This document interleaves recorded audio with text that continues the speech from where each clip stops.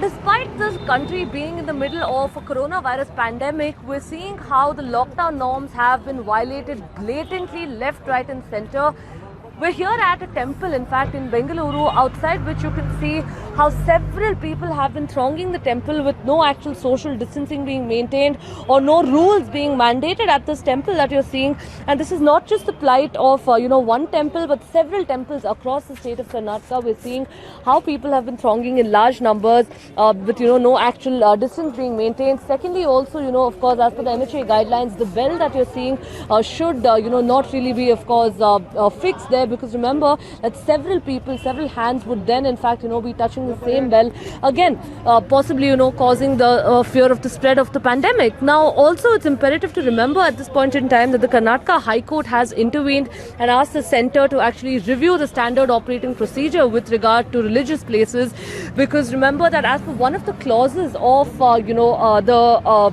per one of the clauses of the guidelines, it also permits COVID-19 positive patients to actually enter the premises of religious places. So that's one. Secondly, also, of course, the High Court has very strongly come down against the government, come down hard and questioned as to why there is no cap on the number of people that are permitted into religious places, be it temples, be it mosques, or be it churches for that matter. Because what we're seeing is, while there is, a cap on the number of people who can attend funerals or who can attend weddings,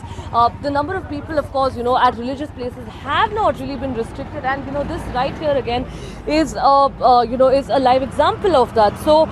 this is, of course, what the scene is outside this particular temple, but this is pretty much the scene and the scenario across temples, across mosques, across churches, in the country. And this really brings us back to, of course, one question as to, of course, it is an emotional sentiment for the devotees who have been thronging the religious places, but the larger question of social distancing, of course, while on one hand it is also the responsibility of the state government, of the administration to ensure that people maintain the distance, on the other hand, it is also for the people themselves to understand and be more, understanding of the situation around them. At the end of the day, we are still in the middle of this pandemic. But having said that, of course, the government has stated that the economy must, be revived, and normalcy must, in fact, come back, and the state must, grip back to its normalcy. But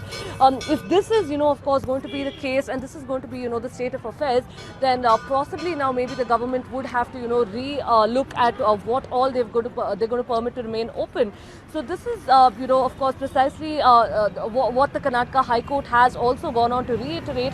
We'll have to wait and see as to what now the government responds to this, and how they are, actually going to go ahead and ensure that people actually follow the norms. Because at the end of the day, without a proper standard operating procedure or a mechanism for crowd control, it is going to be a disastrous state of affairs. Remember that yes, while Karnataka has been one of the states that's reported a fewer number of cases in comparison to several other states,